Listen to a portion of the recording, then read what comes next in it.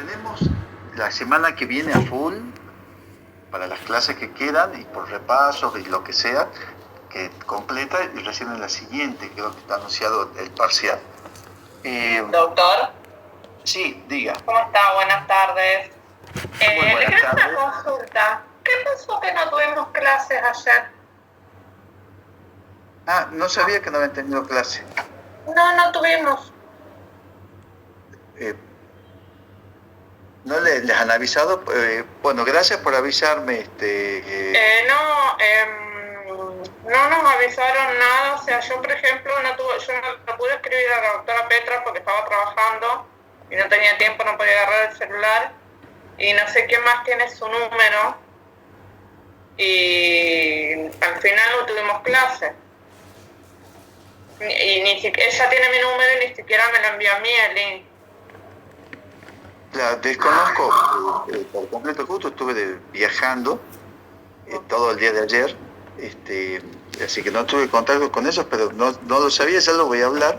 Y bueno, ya lo que a mí respecta, ya vemos de recuperar todas estas clases antes del examen, ¿no? Del parcial. O si quiere quitar más puntos, no nos ofendemos, ¿no? Ya sabía que por algún lado venía la cuestión. Bueno, eso no, pero sí vamos a avanzar. Unidad Sí, 13. que la doctora está por concursar como jueza federal y tiene ahora el concurso. Eso es lo que ella me había comentado ya de la clase pasada, que tenía unas dificultades, pero que lo iba a solucionar. Pero bueno, yo daba por supuesto que estaba solucionado. Bien, recuperamos las clases. Eso, quédense tranquilos.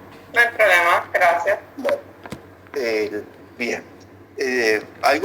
¿Tienen alguna consulta, alguna cuestión puntual? Y ahí arrancamos con la clase. Bueno, entonces, acá veo que hay varios chicos para admitir, yo los admito, que me han puesto como coanfitrión, así que puedo admitir. Ahí está. Bien. Bien, ya estamos. Bueno, digamos, básicamente, esto es como ir como repaso de lo que ya están estudiando. El doctor, la materia, digamos, del doctor Pizarro puede ser un buen material para estudiar del manual de responsabilidad civil. También puede ser código comentado, ¿no? Y bueno, son los temas que ustedes ya más o menos van manejando los conceptos. Hemos visto que hay como 4 fichas que hay que jugar acá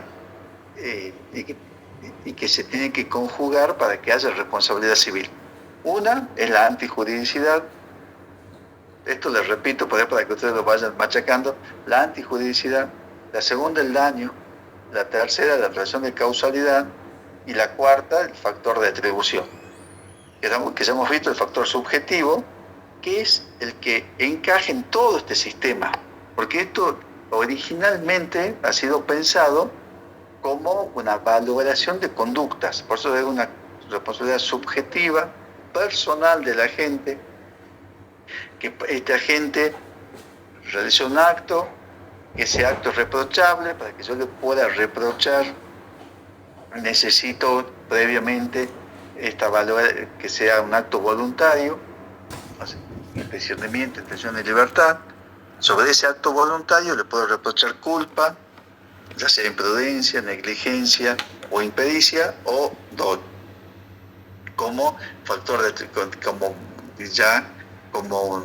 factor de atribución propiamente dicho. Entonces tenemos antijuridicidad, pero es conducta antijurídica. Esa conducta antijurídica haya generado un daño, que ese daño, o sea, que entre ese daño y esa conducta haya una relación de causalidad adecuada, ¿verdad? Es como que la relación de causalidad, hemos visto en la clase pasada, enlaza a esta conducta con el daño. Y eso hace que el sujeto sea responsable y hasta qué medida va a ser responsable, ¿no? Bien. Eso es un poco lo que hemos visto hasta ahora.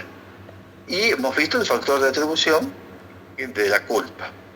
Que ahí el sistema, les digo, que tiene su lógica y funciona, y no hay cosas, dolores de cabeza, por decirlo. Entonces ustedes pueden quedarse ahí con el concepto de antijuridicidad, el tradicional, más allá que después vamos a ver el del 17 en concreto, es toda, que ya algo hemos visto en la primera parte. Antijuridicidad es toda conducta contraria al derecho, en sentido general, a los principios y a los valores que lo conforman. Es una antijuridicidad laxa, flexible. El que la formula en esos términos fue el doctor Orgaz. Entonces, ¿y cómo la identifico? Cuando hay responsabilidad subjetiva contractual, la antijuridicidad es el incumplimiento. Cuando hay responsabilidad subjetiva extracontractual, la antijuridicidad se patentiza en el acto ilícito, en el viejo acto ilícito. Entonces eso encaja y se entiende, o por lo menos lógicamente. Después tenemos que hay esa conducta genera un daño, el daño está acá. Después hemos visto la relación de causalidad adecuada, es decir, ese daño es una sistema de responsabilidad extracontractual, es una consecuencia inmediata o mediata de la conducta antijurídica. Entonces se debe responder por ese daño. Y la consecuencia inmediata, viene ya terminología de López de Vélez, es toda consecuencia que acostumbra a suceder conforme el curso ordinario y natural de las cosas. O sea, es un juicio de una valoración, no es matemático, no es 1 más 1 2, sino no una causalidad física, sino es la previsión de cierta causalidad a la luz de la experiencia que contamos, ¿no? Entonces, conforme a nuestra experiencia, conforme a la experiencia del juez, pero puesto como conocimiento general, si se da cierto hecho, es razonable que ocurra esta consecuencia, ¿no? Si una persona es embestida por un auto que venía a cierta velocidad, es del curso normal y ordinario una fractura de cadera, de fémur, bueno, de donde haya un impacto, lesiones de este tipo. Eso tiene una consecuencia que es razonable. Ahora, si ese paciente o esa persona, además, se surgió un cáncer después del accidente, bueno, conforme el curso normal y ordinario de lo que nosotros conocemos, no hay una relación de que por un accidente de tránsito pueda ser causa o la etiología de un cáncer, por ejemplo. Pero no significa que no sea así, sino es lo que nosotros conocemos, es la valoración de lo que se conoce. Por eso pasa, y esto off the record, ¿no? Esperen, admito acá que acá en el celular lo tengo más clarito, admito acá algunos compañeros, ¿ya? Esto le decía que por ahí lo van a ver, con los vicios del desarrollo. ¿Qué es lo que ocurre? Que hay ciertas consecuencias que conforme que hace a la relación de causalidad. Entonces, que hay ciertos hechos o ciertas consecuencias que se ha estudiado, que se yo de tal medicamento, las consecuencias son estas, y eso hace que sea permitida la venta de ese medicamento. Y se empieza a comercializar masivamente. Pero después de 10 años, aparece que el consumo de estos medicamentos en dosis por más de 3 años, en ciertas personas, en ciertas condiciones, generan tal patología. Eso se sabe ahora, porque se avanzó, se estudió, se dio un universo más masivo, pero sobre todo quizás aparecieron nuevas situaciones que nos han permitido identificar esa patología. Cuestión que cuando se dio la autorización para la venta, no se conocía que eso desarrollo. Es decir, es como un caso fortuito que extinguiría porque no era previsible en ese momento, pero en realidad, bueno, tiene toda una formulación y es materia de debate. El único que lo traigo acá, no para complicarles la vida, sino para que ustedes siempre distingan que no es la causalidad física, sino la valoración de esa causalidad que hacemos los seres humanos, que a veces va a coincidir y a veces puede no coincidir, porque va a depender de nuestros conocimientos, que siempre son limitados frente a la realidad, ¿no? Es una cuestión hasta de epistemología, de que la ciencia, digamos, no capta la realidad tal cual es, sino es una reconstrucción conceptual, bueno, que se aproxima. En conclusión, lo que me importa es que sepan que la relación de causalidad es una valoración jurídica que se hace si este hecho puede ser o no consecuencia de este otro. No es la causalidad material, ¿no? Es una valoración jurídica.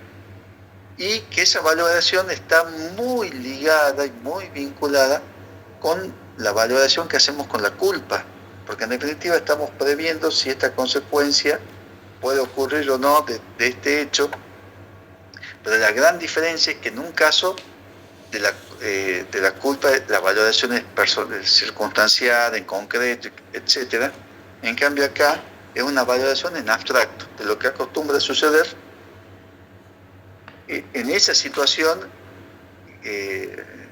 similares siempre, ¿no? Independientemente de este en particular. Bueno,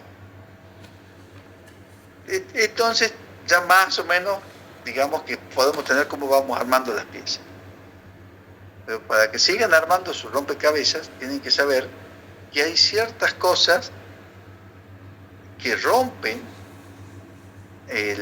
la relación de causalidad. O sea, hay ciertos elementos que ocurren o ciertos eximentes que afectan a la voluntariedad del acto. Hay ciertos eximentes o ciertas cuestiones que afectan, ya lo vamos a ver, al factor de atribución, a la culpa o al dolo, que sería en el caso que haya, digamos, si se acredita que no hubo culpa, bueno, listo, no hay factor de atribución. Puede ser también ciertas eximentes con la relación de causalidad. Si se acredita algo de eso, no hay relación de causalidad. Si no hay esas cuestiones, no hay responsabilidad, ¿no? Entonces la manera de, digamos, de desresponsabilizar a un sujeto acreditando que falta alguno de los supuestos.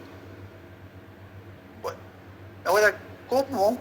Digamos, ya hemos visto que en la parte de la voluntad está como muy sencillo ya, porque viene también del derecho penal, cuáles son los supuestos donde la voluntad del sujeto está viciada. Entonces la voluntad va a estar afectada cuando hay, digamos, un vicio que afecte o a la intención, que es el error, o el error inexcusable, o el dolo, cuando afecte la libertad, que va a ser la violencia o la coacción, o que afecte el discernimiento, que es la minoría de edad o alguna alteración mental transitoria que le haya impedido, digamos, valorar lo que estaba haciendo. Si eso afecta la voluntad, si no hay voluntad no puede haber culpabilidad. Si reprocha a una persona que fue imprudente, o que fue negligente, o que hubo impericia, uno puede decir, no fui imprudente porque actué, o fui negligente, no fui negligente porque yo hice esto, lo otro. Eso lo vamos a ver en un caso que es algo de obligaciones de medios, ¿no? Entonces, si yo acredito la diligencia, listo, no hay factor de atribución, tampoco hay incumplimiento, en realidad técnicamente en ese caso no soy responsable. Tengo herramientas para defenderme, pero hay otra herramienta también que en la responsabilidad subjetiva nunca no es que no se la advirtió, sino que no tenía mayor utilidad o mayor necesidad, porque comprobar que yo no había sido culpable ya era suficiente, ¿verdad? Culpable de este hecho, o que pueda decir también, yo no soy el autor, yo no lo hice. Muchas veces cuando uno dice yo no soy culpable, es como que estoy comprendiendo que no soy culpable porque o lo hice yo y no tuve culpa, o directamente no lo hice yo. Pero son dos supuestos distintos en realidad. Que admitimos. Y en la responsabilidad subjetiva no tenía mayor sentido, porque si yo demostraba que no tenía culpa, ya no era responsable. Y ahí se construyó un concepto que todavía sigue dando vueltas, que si yo decía, yo lo hice al acto y no fui culpable, me eximía de responsabilidad porque no era culpable. Pero si yo decía, yo no lo hice porque fue caso fortuito, pasó otra cosa, o sea, no hay autoría de mi parte, fue causa ajena, pues ahí entraba el caso fortuito, pero en ese momento se lo valoraba el caso fortuito como la falta de culpa directamente, ¿no? Como supuesto de ausencia de culpa. Y así, le digo que no fue hace muchos años, pero no tantísimos, así lo estudiábamos nosotros en la facultad. Pero después, cuando aparecen los factores objetivos, donde la culpa es irrelevante y donde el factor tiene otro sentido, que es el próximo tema, que vamos a ver en detalle, ahí no hay forma de eximirme de responsabilidad, salvo que yo acredite que el hecho no fue, que yo demuestre una ruptura de la relación de causalidad, es decir, una interrupción del nexo causal. Es decir, el hecho se generó por culpa o el hecho de la propia víctima, o de un tercero por el cual no tenga que responder, o por caso fortuito.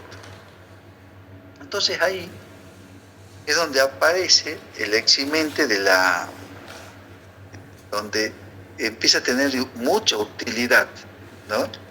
El tema de la interrupción del nexo causal, porque me permite liberarme de responsabilidad en los casos en donde no puedo acreditar mi no culpa o la involuntariedad de mi acto. Entonces la única opción es interrupción del nexo causal. Bueno, ¿y qué es lo que interrumpe el nexo causal? Es en esta ideación de que esta conducta genera esta consecuencia, uno le presenta al juez, o en la situación fáctica ocurre que en realidad este daño no está causalmente vinculado con la conducta del sujeto o con el evento dañoso, sino que está vinculado a otra cosa.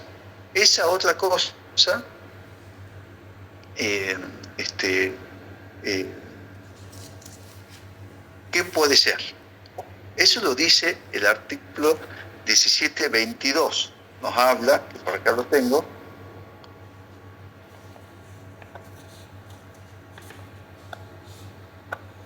¿Quiere que lo lea, profesor? Bueno, buenísimo, excelente. El factor de atribución es objetivo cuando la culpa del agente es irrelevante a los efectos de atribuir responsabilidad. En tales casos, el responsable se libera demostrando la causa ajena, excepto disposición legal en contrario. Bueno. Ahí está puesto específicamente como factor de la relación objetiva, de la responsabilidad objetiva, pero en realidad la relación de causalidad, digamos, es uno de los elementos, y una de las causas que la rompen la relación de causalidad es la culpa ajena, ¿no? Ese es el primer supuesto. O la culpa o el hecho ajeno. Tiene que ser el hecho de una persona que sea un tercero por el cual yo no deba responder.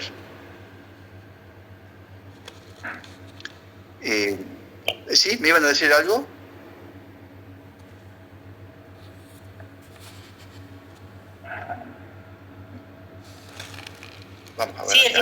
22.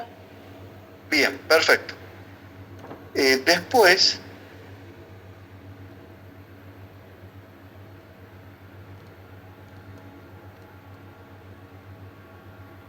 bueno, después hay que leer el 1731, porque estamos viendo, digamos, que es ruptura de la relación de causalidad.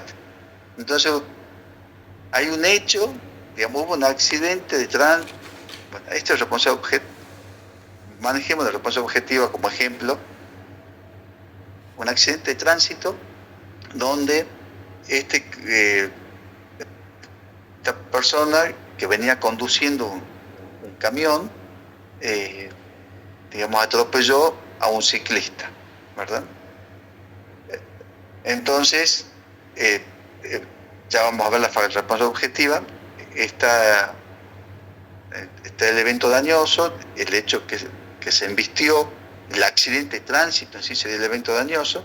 Como consecuencia de ese evento, hay lesiones en el ciclista, hay rupturas en la bicicleta, y todo eso tiene un valor patrimonial. Entonces, que tiene que ser indemnizado o resarcido. El tema es que la bicicleta, que en realidad, vamos a poner un ejemplo así exagerado para que se entienda mejor, es medio raro quizás, pero pongamos que el ciclista es como que él quiso quitarse la vida y él esperó en la esquina que venga, el semáforo estaba en verde, el camión venía por la mano que correspondía, la dirección reglamentaria, y pasó la boca calle en verde, avanzó como correspondía. Y en ese momento el ciclista se lanzó con el propósito que lo atropelle, ¿no? Bueno, si el camión demuestra eso, ¿tendría que responder o no por ese daño? No tendría que responder. No responde porque no responde porque el que causó, digamos, fue el otro.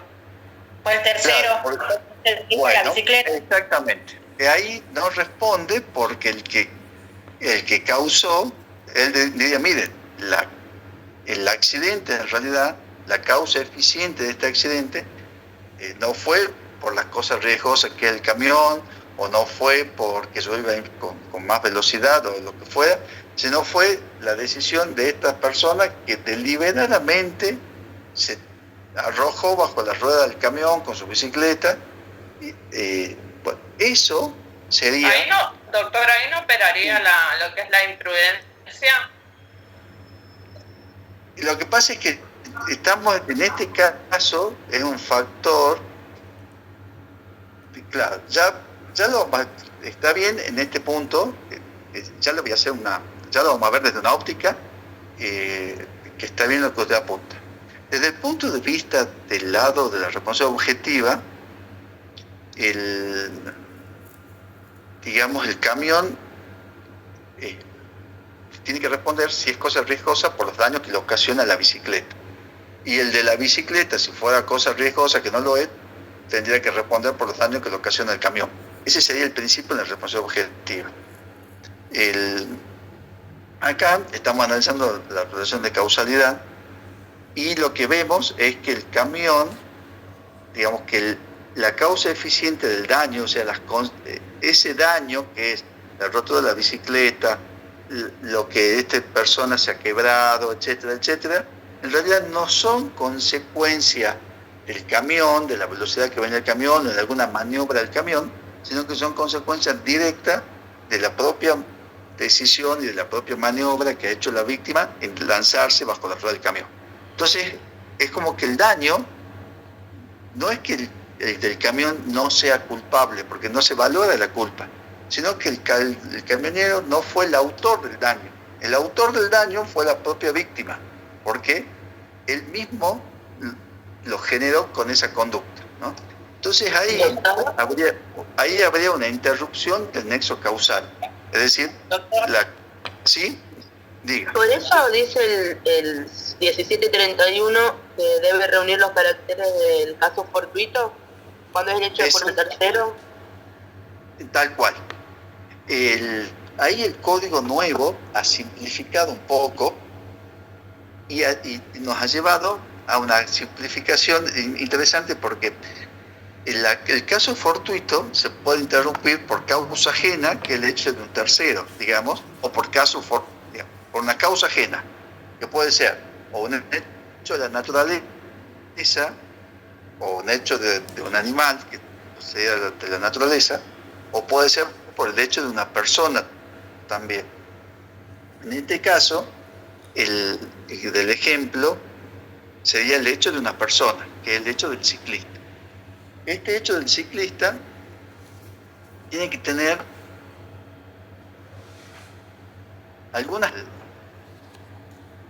digamos, que causó el daño fue un tercero, tiene que ser un tercero por el cual yo no deba responder. ¿Qué quiere decir esa expresión así medio rara? Es que hay terceros por los cuales yo debo responder. ¿Quiénes son los terceros de los que yo debo responder? Digamos, un hijo que genera un hijo menor de edad que genera un daño a alguien. Yo no puedo decir, yo no generé el daño lo generó otra persona, que fue mi hijo. Bueno, es lo mismo, porque yo tengo que responder por él, ¿no? O un dependiente. Y entonces,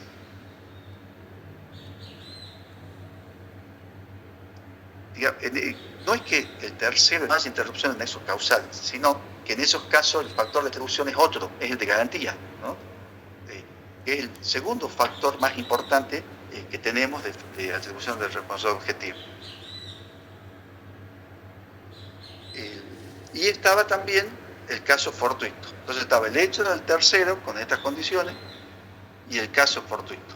Y también estaba el hecho de la propia víctima. Incluso se decía la culpa de la propia víctima. Pero acá no hay que hablar de culpa de la víctima, porque en realidad no estamos valorando el nexo, no estamos valorando la conducta a los fines de una atribución de responsabilidad. Lo que estamos valorando es la relación causal. Entonces, ¿hay este daño es consecuencia de este hecho o no? Y para valorar si hay o no relación causal, hay que ver si hubo una interrupción o no de esa relación causal. Y lo que interrumpe es el hecho de la víctima, que sería en el caso del ejemplo. No importa si ese hecho es culpable o no culpable, eso no forma parte de la cadena que a nosotros nos importa, de esta causalidad jurídicamente valorada de alguna forma, pero causalidad al fin, ¿no? Entonces, es el hecho de la víctima. Entonces tenemos hecho de la víctima, hecho de un tercero por el cual no se debe responder, y el caso fortuito, la fuerza mayor. En la terminología, que lo hemos estudiado siempre, el caso fortuito es ese hecho que no es previsible, y la fuerza mayor como ese hecho que previsto no se puede evitar, ¿no? Esas dos interrumpían el nexo de causalidad, que eso sí es un cambio medio copernicano, porque antes se decía eso era la no culpa, después se dijo no, eso no tiene nada que ver con la culpa, eso es la ruptura del nexo causal, y hasta ahí estamos de acuerdo. Y ahora se ha dado una vuelta de tuerca más, como dice acá la compañera, con el 1731, que también facilita, y acá les digo cuál sería un poco la conclusión que me interesa, es que la fuerza de 1731 dice que para que el hecho del tercero interrumpa el nexo de causalidad, tiene que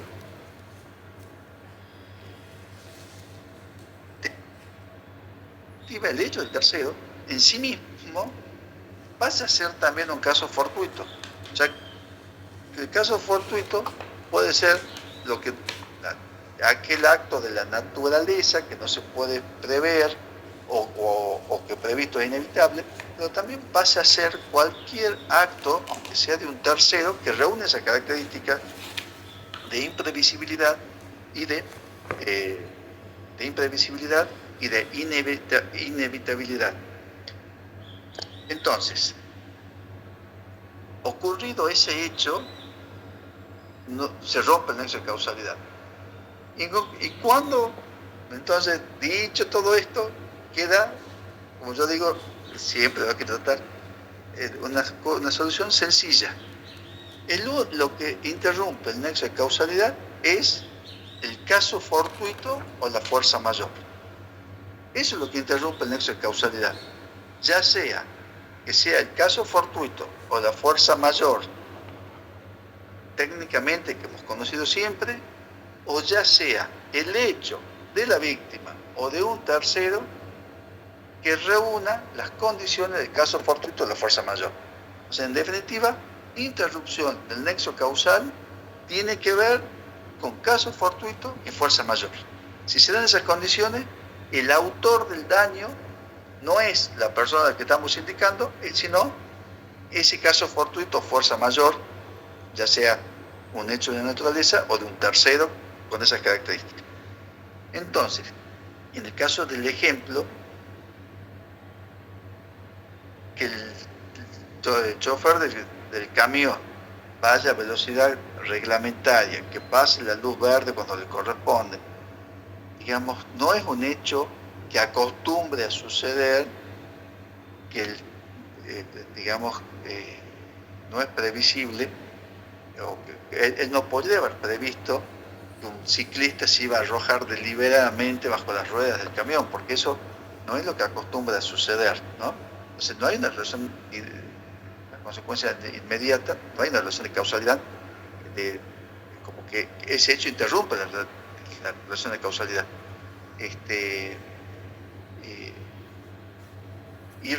Entonces respondería, no, el camión se exime de responsabilidad.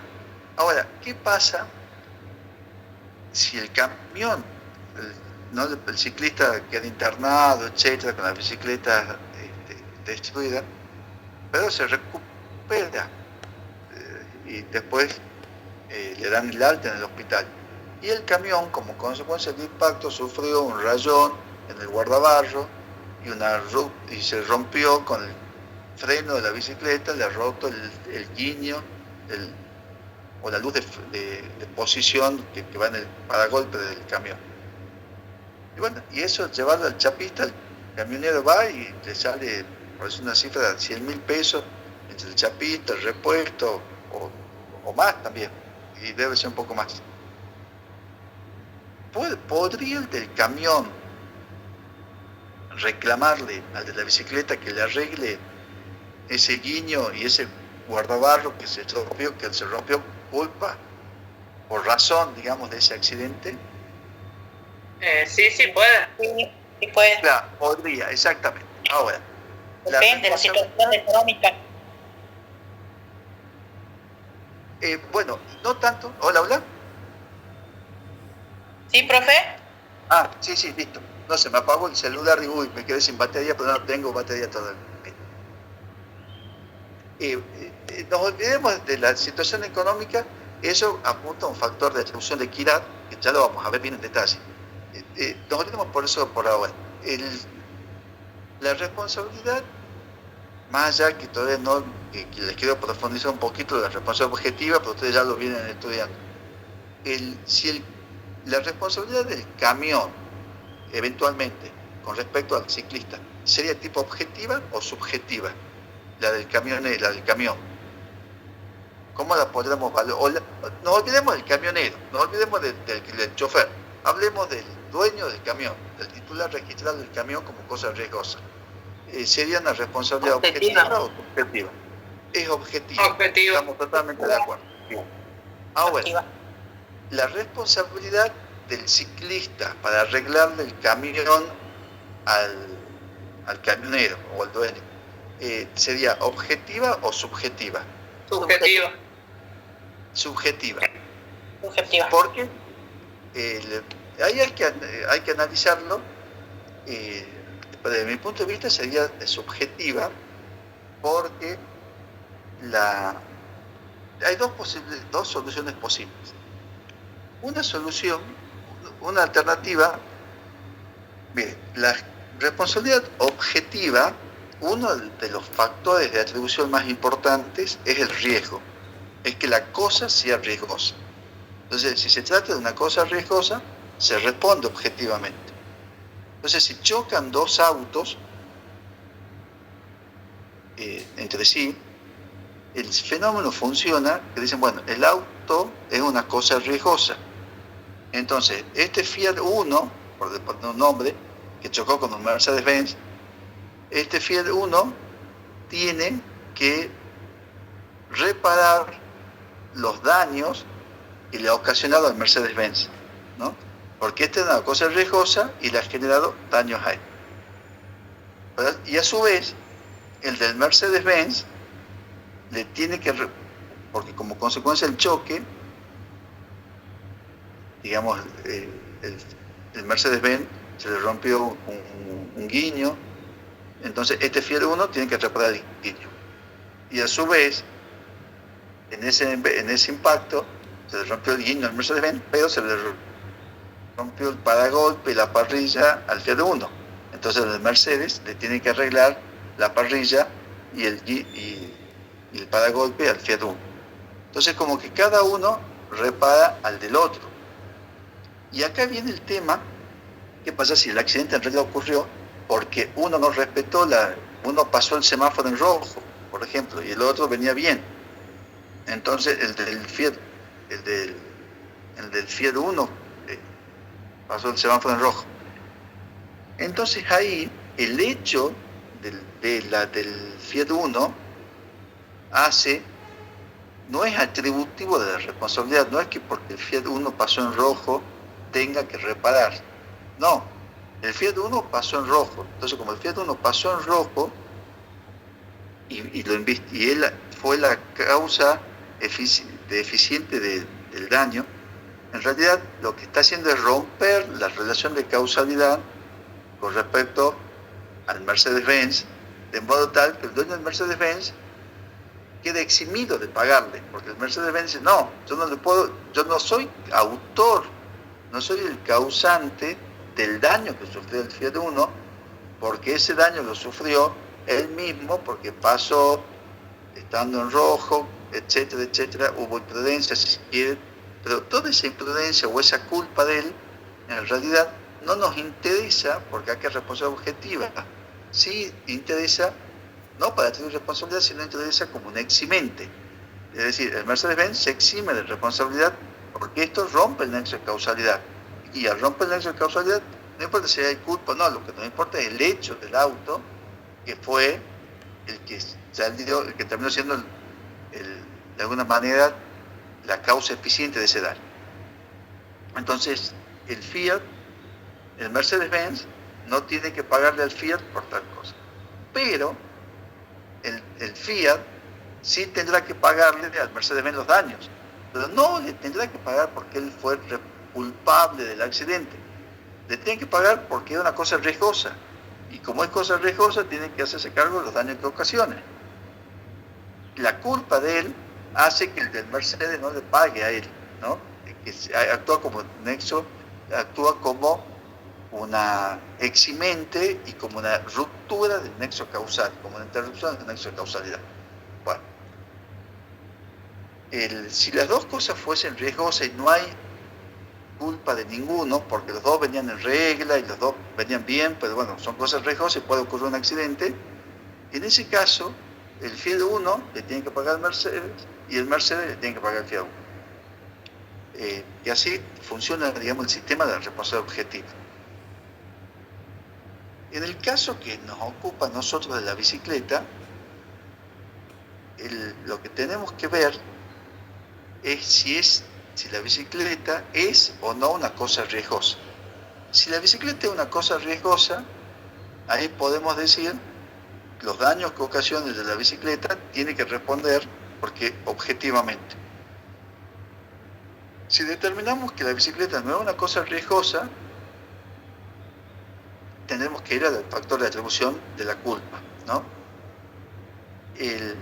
Porque los factores de atribución, y en esto tiene razón el doctor Pizarro, es como que está la culpa, que es como un sistema, el sistema subjetivo. Y además está el sistema objetivo, que coexisten, y que el sistema objetivo necesita una atribución normativa, necesita decir, se responde porque la ley dice que hay que responder, porque que es el factor del riesgo o de la garantía o la equidad, que son los tres factores más importantes.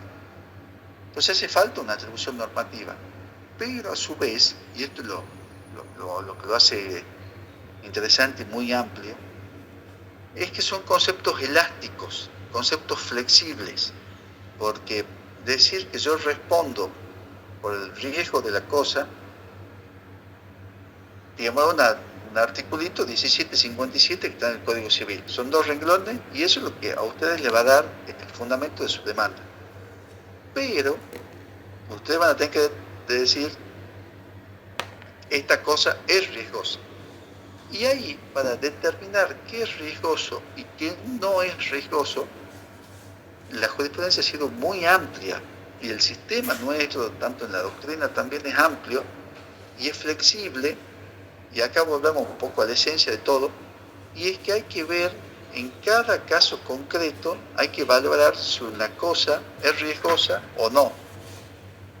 Entonces la jurisprudencia ha dicho, una zanja que esté abierta y debidamente señalizada, etcétera, etcétera, no es riesgosa, pero si esa misma zanja no está señalizada, está en un lugar de gran confluencia de público, etcétera, es una cosa riesgosa. Y por ende se responde objetivamente por los daños que se ocasione por culpa de esa zanja. Una maceta, como les decía en clase, puesta en planta baja, de un rincón de la puerta de planta baja de una casa, no tiene mayor dificultad. Ahora, esa misma maceta puesta en el balcón, sobre la baranda del balcón del piso 16, bueno, cambia radicalmente, pasa a ser una cosa riesgosa. Entonces todo es conforme a las circunstancias. Entonces quizás acá haya que analizar, o ustedes tengan que analizar, si la bicicleta si podemos valorar a la bicicleta como una cosa riesgosa. Y acá viene el contexto, porque quizás si ese ciclista iba por la bicicleta, por la vereda, pasaba por una escuela, quizá que había un jardín de infantes, que salían los chicos, bueno, yo creo que ahí podemos decir, sí, es riesgoso que alguien vaya andando en bicicleta por la vereda, viendo niños, es riesgoso, es cosa riesgosa, y responder objetivamente, más allá que tenemos todos los elementos para atribuirle culpabilidad, ¿no? Para atribuirle responsabilidad subjetiva. Ahora, en el ejemplo del caso del camión, que la bicicleta sea riesgosa para generarle un daño al camión, es como que no veo que la bicicleta pueda generar, que implique un riesgo alguno para el camión, ¿no? Entonces a mí me parece que del lado del ciclista podríamos perfectamente decir que él tiene que responder, como han dicho muy bien ustedes, por los daños que le ha ocasionado el camión. Pero ahí ya estamos hablando, me parece que le podemos dar responsabilidad subjetiva, es decir, hay una conducta de él que fue propia, que él tuvo una decisión que puede ser cuestionada incluso o no, pero personal, de quitarse la vida. Bueno, de hecho, digamos, la instigación al suicidio estaba, bueno, es todo un tema polémico ese, porque está la eutanasia y hay distintas cuestiones, pero fue un acto voluntario de él, tirarse frente al camión. O sea, voluntariedad tenemos el reproche de que eso es imprudente totalmente, o puede haber habido también dolo, en el sentido que hay una total, no me importa nada si le genero daño o no al camión, porque él tenía otra idea en mente. Entonces, otro frente al otro, esto pasa a ser como un dolo eventual. Entonces, si habría elementos desde la responsabilidad subjetiva, claramente para atribuirle responsabilidad al ciclista por los daños cometidos al camión. Y desde el punto de vista de la responsabilidad subjetiva del camionero, del conductor del camión, no habría responsabilidad, porque él, con demostrar que fue diligente, o sea, que no fue imprudente, digamos, iba a la velocidad reglamentaria por el carril que correspondía, que pasó el semáforo en verde, ya no es responsable, subjetivamente. El dueño del camión, que es el responde objetivamente, o si lo vemos el mismo que me contó en clase la vez pasada, no fue acá, el mismo chofer, capaz que lo estoy mareando un poco, pero hay que ver las dos posibilidades. El chofer, desde el punto de vista subjetivo, yo le puedo indagar, podemos hacer un análisis de la responsabilidad subjetiva del chofer y podemos llegar a la conclusión que no es responsabilidad subjetiva. Pero eso no quita que no podamos del chofer también hacer un análisis del lado objetivo, porque es una cosa riesgosa, y podemos decir que el chofer, como dice el 1758, era el guardián de la cosa riesgosa, porque es el que tenía la dirección de la cosa. Si tenemos esa interpretación, esa tiene sus matices, pero no le quiero complicar mucho. Si interpretamos que el chofer era el guardián de la cosa, responde objetivamente, aunque haya ido a 120 o a 50 o a 15, eso no importa, responde objetivamente. Pero ahí sí, si como guardián, hay algo que lo hace que no responda, y es la ruptura del nexo causal. Es decir, él prueba que el hecho ocurrió por el hecho de la víctima, por la propia víctima, y que ese hecho de la víctima, para él, es como un caso fortuito, porque era una cosa impredecible, él no podía prever que se le iba a tirar, y una vez que el ciclista se tiró y lo vio, a partir de ahí podamos decir que podía prever mínimamente una maniobra, ya era inevitable, porque ya no tenía tiempo material de nada, entonces perfectamente el caso fortuito, fuerza mayor, y ahí no responde.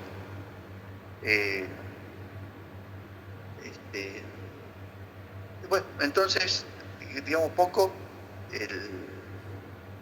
ese sería como factor dentro del factor objetivo, la relación de causalidad, digamos, el caso fortuito de fuerza mayor es la que la interrumpe. El compañero comentó de que por ahí, por una cuestión depende de la situación económica de cada uno, puedan se pueda dar una solución distinta. Y algo de razón tiene, pero ya entramos, digamos, en otro factor de atribución, que es el tercero, que tiene como un carácter también residual, que es el de la equidad. Así que los jueces, por razones de equidad, en función de la situación patrimonial de las personas, si no hay un factor de objetivo para responder o un factor subjetivo, pueden echar mano al factor de atribución de la equidad para que respondan. Y este factor se usa mucho como complemento de la responsabilidad subjetiva y como un complemento, porque ustedes han visto en la responsabilidad subjetiva, si yo consigo un eximente de la voluntariedad del acto, es suficiente para que no haya responsabilidad subjetiva. Entonces, el acto fue involuntario. Pero el factor de atribución por equidad, ahí le dice al juez, bueno, mire, aunque el acto haya sido involuntario, por razones de equidad, usted lo mismo puede imponer la reparación de ese daño, con un límite. Ya no es por todos los rubros que componen la indemnización, lucro cesante, daño emergente, pérdida de chance, daño moral, etc., sino solo por el daño material, por el daño emergente. De modo tal que por lo menos la otra parte no quede igual que lo que estaba antes, ¿no? Y hay un ejemplo que viene a colación, por eso ponía el ejemplo, les decía que era un Fiat Uno y un Mercedes-Benz. Es un fallo que había dictado el doctor Guayar, y él nos comentaba en clases que era un Mercedes-Benz que había chocado con un Fiat Uno, modelo 92, ¿no? Esto fue también hace muchos años. Entonces, el Mercedes-Benz había sufrido solo se le roto solo el guiño delantero izquierdo, cuando pongamos. y al, y al, y el, y el Fiat Uno tenía rota la parrilla, el radiador, luego, digamos, mucha diferencia de calidad de los dos vehículos y la altura también. Entonces los daños eran bastante grandes por el Fiat Uno y solo el guiño en el Mercedes-Benz. Entonces, bueno, o no tan grande, pero había cierto daño. Entonces, la lógica del sistema decía así: el Fiat Uno tiene que repararle los daños que le ocasiona el Mercedes-Benz. Y no hay ningún hecho que interrumpa esa relación de causalidad, porque digamos, el del Mercedes-Benz él no acreditó que haya habido un hecho de un tercero o que haya sido el propio hecho del Mercedes. Entonces, del Fiat Uno tiene que reparar los daños de este auto y el Mercedes los daños del Fiat Uno. El doctor Bryan nos decía que el tema es que el presupuesto de esa óptica o de ese guiño del Mercedes-Benz costaba casi 4 veces más que la reparación del Fiat Uno. El Fiat Uno era mucho más volumen de cosas que había que hacerle, pero el costo era un quinto del otro. Entonces es como que él tenía que hacer un gran esfuerzo el del Uno para arreglarle el guiño del Mercedes y un esfuerzo chico del Mercedes para arreglar todo lo que pasaba del Uno. Entonces él ahí dijo que por tener en cuenta la situación patrimonial de ambas partes del accidente y por razones de equidad, resolvía que cada parte se haga cargo de sus propios gastos, ya que el Mercedes-Benz vaya que es responsable de los daños del Uno, y listo, que queda liberado de eso, pero que sí arregle su daño, que era el guiño, y a su vez que el del Fiat Uno no arregle el del Mercedes y que arregle solamente los daños de su auto. Eso era por una cuestión, él lo fundó por una cuestión de equidad, que está previsto como factor de atribución y está previsto para que los jueces hagan uso de esa, pero que tienen que tener en cuenta, como detalle fundamental para que haya equidad, tienen que tener en cuenta, primero, que no haya habido ningún hecho de dolo por las partes, si no, no se puede aplicar la equidad.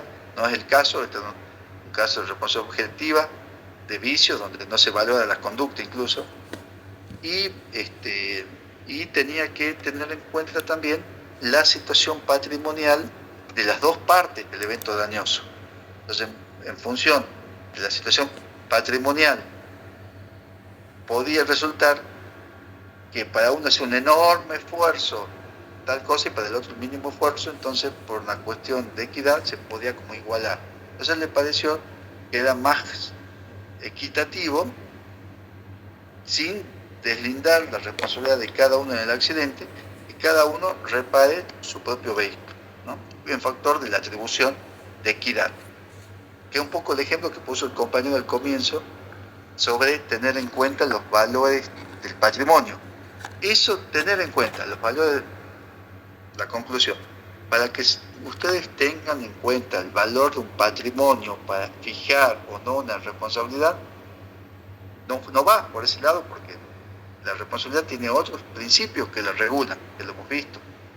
Pero hay un caso que sí, que es el del factor de atribución de la equidad. Cuando el factor de atribución de responsabilidad va a estar dado por la equidad, en ese único caso hay que prestar atención a los patrimonios de las dos partes, más que a los patrimonios, a la situación patrimonial, que quizás no es solo el patrimonio, porque en la equidad es más amplio el concepto. Entonces, la situación personal, dice el código, de ambas partes, donde yo voy a tener en cuenta el patrimonio de cada situación patrimonial o económica que tengan, pero también puedo tener en cuenta las condiciones de edad que tengan, las condiciones de salud, etc., de modo tal que la solución que yo dé resulte equitativa, que no implique ni un enriquecimiento para uno ni un empobrecimiento para el otro, ¿no? Como cuestión de equidad.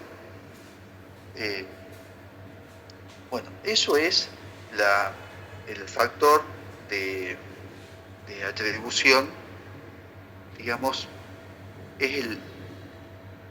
volviendo un poco al inicio, es el eximente en la relación de causalidad es el hecho ajeno o la culpa de la causa ajena que tiene que reunir las condiciones del caso fortuito de la fuerza mayor, en síntesis, digamos, ¿no? Y ahí hay una limitación, una manera de eximirnos de responsabilidad. Bueno, dicho esto, la responsabilidad subjetiva, esto nunca lo hemos tenido, nunca se necesitó grandes desarrollos para esto, porque en la responsabilidad subjetiva es conducta antijurídica, el daño, y tengo que ir a la valoración de digamos, el reproche. Entonces, cuando voy a la imputación, tengo que ver que esa conducta haya sido voluntaria. Ahí hay, como les digo, un montón de elementos que me permiten decir no es voluntario, listo, quedo exento de responsabilidad.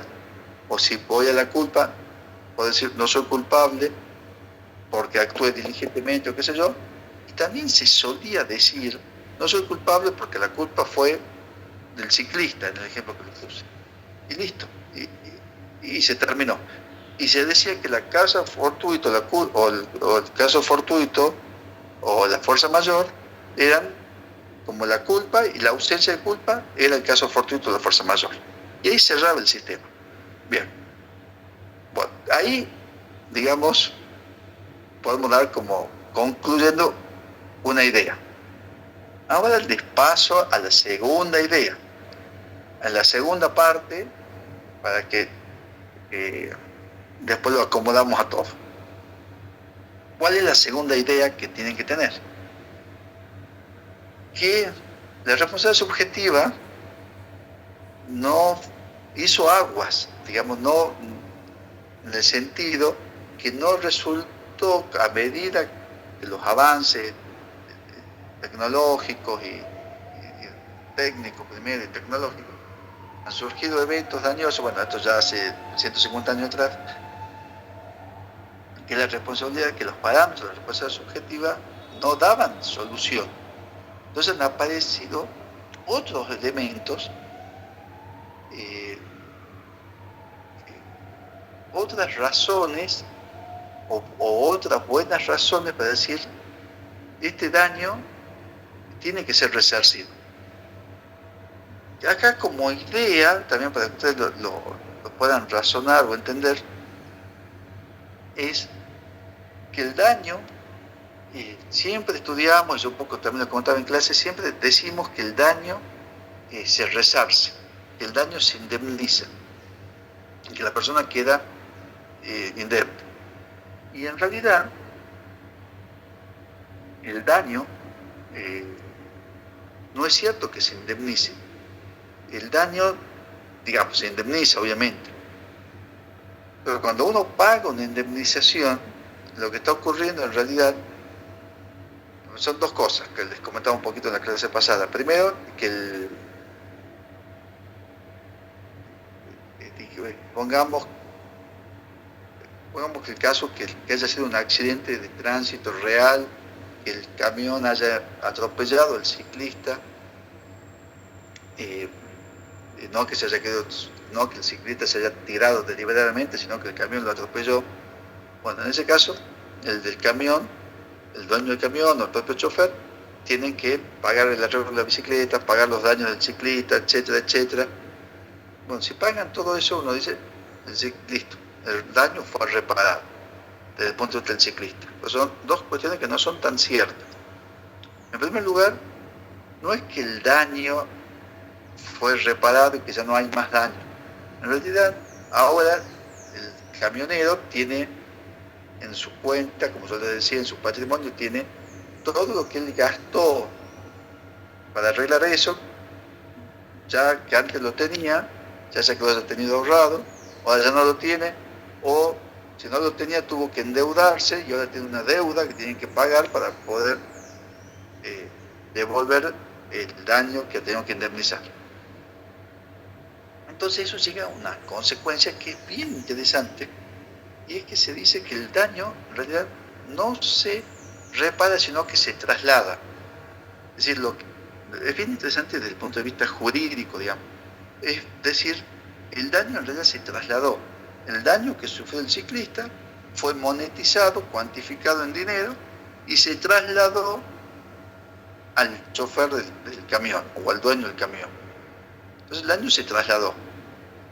Pero a su vez, como nosotros partimos de un sistema donde todos los hombres somos iguales frente a la ley e igual de valiosos el uno con el otro, e igual de libre, ¿por qué razón? O sea, yo tengo que tener una buena razón jurídica para hacerlo a alguien responsable de una obligación de indemnizar. Para que esa obligación nazca de indemnizar y que yo le impute a esta persona, la atribuya, tiene que haber una buena razón jurídica, porque estoy yendo contra la norma de la libertad y de la igualdad. O sea, que nadie tiene obligaciones en principio. Bueno, la responsabilidad subjetiva siempre fue una muy buena razón jurídica, incluso fundada, basada hasta en pautas como de evaluación de la conducta, de la diligencia, de la prudencia, etcétera, que han sido históricamente reconocidas, ¿no? Entonces, es todo un sistema de creencias totalmente coherente y muy aceptado como una buena razón jurídica de por qué alguien que ha sido negligente o imprudente, que ha cometido un acto ilícito, un acto antijurídico, tiene que responder. Eso no hubo problema. El tema es que cuando evolucionó los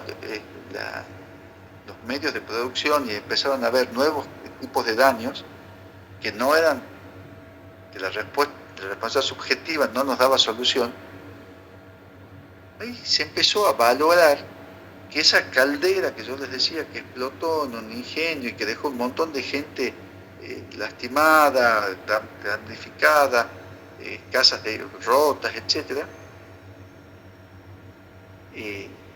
no parecía la valoración, no parecía correcto, no nos parecía justo que ese daño sea soportado como un designio de Dios o un designio del destino, si quieren. Porque en definitiva, si yo no tengo razón para trasladar el daño, al daño lo sufre la víctima y lo tienen que soportar estoicamente como un hecho del destino, como una decisión del destino, que las cosas a veces son así, y de hecho existe esa conciencia, si quieren hasta podemos decir cristiana, de aceptar las situaciones que tocan. Entonces eso Jean-Pierre lo sostenía mucho también, pero bueno, hay un sentido de justicia que dice, en estos casos no nos parece que tenga que ser así. Entonces eso empezó a tomar forma, y después de mucho tiempo y de distintas formulaciones, quedó que es injusto, que resulta injusto que una persona, que esta caldera que explotó, por más allá que no haya habido ninguna imprudencia, ni ninguna negligencia, ni ninguna impericia del empresario o de los técnicos que han hecho el mantenimiento de esa caldera, y que realmente haya sido un caso que haya sido realmente por el riesgo propio de la actividad, por digamos que explotó, bueno, no parece justo que esa gente quede sin solución. Y sí se advierte como una buena razón jurídica, para indemnizar a esta gente, a todos estos damnificados, a estas víctimas, trasladar el daño. Ya acá se puede trasladar. Este daño no corresponde que lo sufran ellos, se corresponde que lo trasladen quizás al dueño de esa caldera, al dueño de esa fábrica. Y la razón es que se dice porque él es el que ha puesto ese riesgo en la comunidad, él es el que ha traído esa caldera, podemos decir que es el que ha invertido, en sentido positivo, pero ha puesto este riesgo, él es el que tiene su empresa, que genera, y bueno, y estas consecuencias se tienen que hacer cargo. Entonces ahí se vio como que había una buena razón jurídica, como una valoración positiva de que eso tenía que ser indemnizado. Entonces ahí surge el factor de atribución, que esto aún los más objetivistas a ultranza, incluso todos sostienen que el factor de atribución es normativo, tiene que estar puesto en la ley. Y acá lo tenemos nosotros, en el 1757. Vamos al 1757, dice, toda persona responde por el daño causado por el riesgo o vicio de las cosas. Bueno, de las actividades estatales, bueno, la responsabilidad es objetiva. Bueno, un poco lo simplifiqué. Y los sujetos responsables, el dueño y el guardián son los responsables, Bueno, entonces aparece este factor, responsabilidad de daños causados por la máquina, en este caso, por las cosas riesgosas, se responde objetivamente.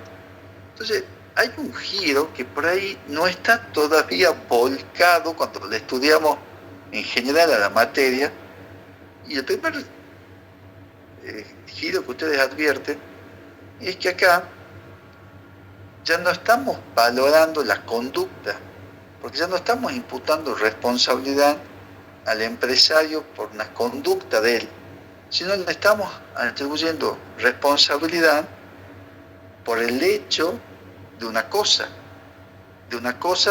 post-revolución industrial que tiene autonomía por sí misma para dañar y que es riesgosa. Entonces, por esa cosa riesgosa tiene que responder. Y no estamos valorando que él haya hecho algo que está mal. Lo que estamos valorando es que está malo que ese daño quede así, como así, y que nos resulta injusto. Entonces, que hay que darle una solución.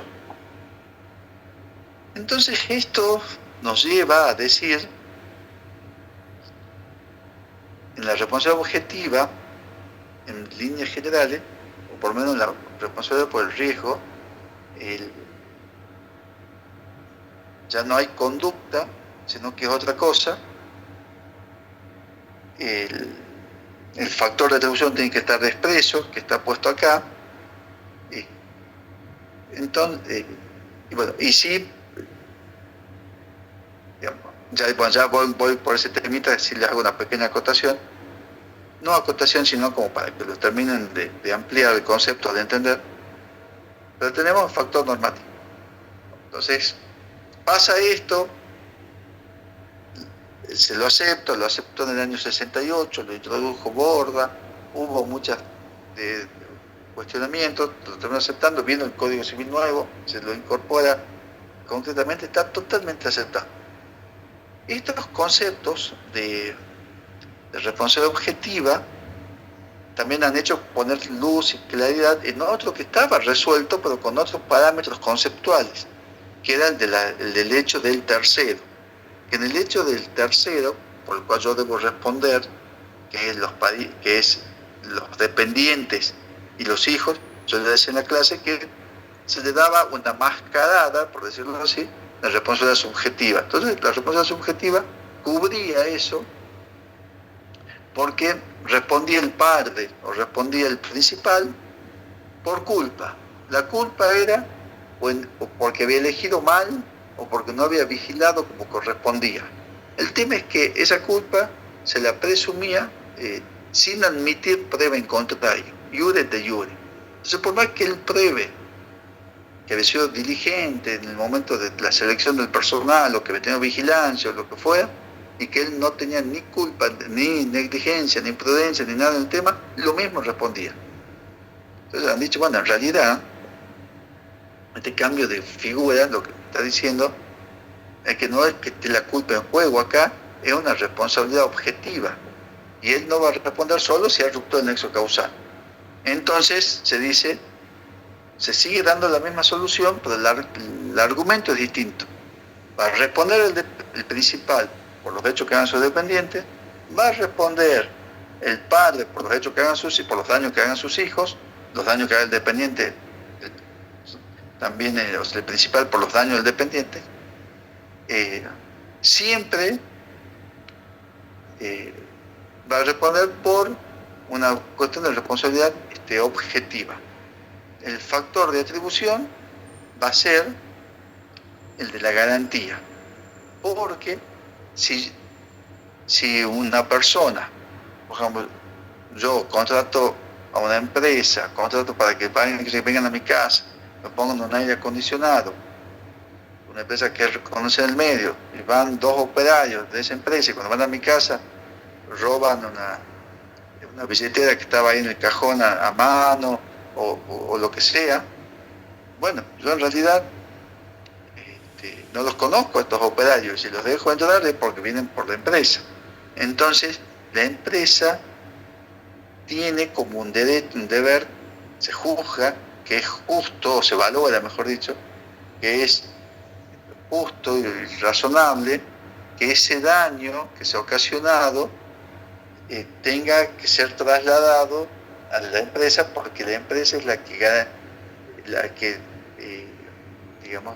tiene que garantizar, la que es conocida, la que da solvencia y que es la que generó la confianza suficiente para que se haga esa contratación. Entonces, en base a eso, se tiene que responder por un factor objetivo. Y después apareció también como más claro un tercer factor objetivo. Hay más, pero esos son los 3 más importantes que hacen nuestra materia y encajan en el sistema, porque tienen responsabilidad objetiva por los daños de las cosas, responsabilidad objetiva por los daños producidos por terceros, y lo otro es la responsabilidad objetiva por el daño producido por propio, que produce uno mismo, pero cuando hay por razones de equidad, ¿no? Entonces, que en razones de equidad, el juez, este daño se cometió por un estado de necesidad, que es una causal de antijuridicidad. Entonces no habría antijuridicidad, no hay responsabilidad por ende, pero el factor de atribución de la equidad dice: es injusto que este daño, que este vecino que rompió la puerta para entrar, que de su vecino, que rompió la puerta de entrada, la puerta de atrás, etcétera, para pasar a su casa, para apagar el incendio que tenía en su cocina, que lo pudo apagar y que no tuvo ningún daño, y su casa quedó indemne, y la casa del vecino quedó con las puertas destrozadas, y resulta que la situación patrimonial para el vecino va a ser un esfuerzo enorme reparar las puertas como estaban, y para el otro no le va a costar nada porque tiene una situación patrimonial más holgada, una situación personal distinta.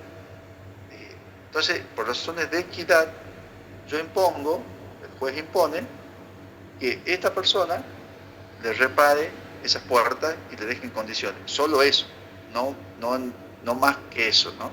Porque hay otros ítems que son reparables. Bueno, entonces, sabemos que eso es la responsabilidad objetiva. Entonces, cuando vamos a ver cómo funciona, uno dice: a ver, necesito tener 4 presupuestos, porque volvemos con el libreto, ¿no? 4 presupuestos. El primer presupuesto, la antijuridicidad. Bueno, ahí es como que el concepto tradicional de antijuridicidad, de esta conducta discordante con el derecho en su totalidad que plantea Borges, acá no encaja, porque no hay conducta discordante. El que rompió la puerta para entrar lo hizo por nuestra necesidad, que es justo una causa de antijuridicidad. El dueño de la fábrica estaba trabajando en su oficina cuando ocurrió eso, pero ¿cuál es la conducta antijurídica de él? De última, él está invirtiendo en su provincia, está viendo que la empresa prospere, progrese, no hay daño que se pueda reprochar. El camión que atropelló al ciclista, pongamos que atropelló al ciclista, el dueño del camión, que responda objetivamente, porque es el dueño de la cosa riesgosa, que es el que tiene inscrito la propiedad de ese camión, ese estaba en su casa viendo el partido de River, renegando con River, digamos así, el otro día, y fue el accidente, y bueno, eh,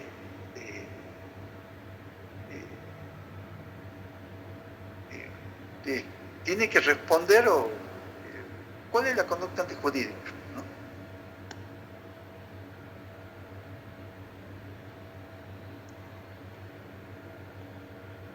Diría que no contrató idóneamente al conductor del camión, por eso respondería. ¿Por qué respondería? Porque a la hora de contratar al conductor del camión no fue idóneamente elegido.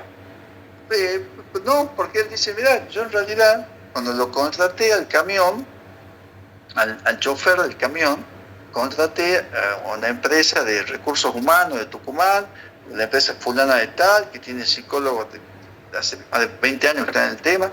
Hemos hecho la selección de personal, hemos visto el matiz personal, digamos, psicológico, qué sé yo. Después, además, se les tomó con gente que está en la municipalidad, hemos tomado pruebas de manejo a los postulantes y el mejor que manejaba lo hemos tomado. Él puede demostrar que él no fue negligente, que antes, digamos,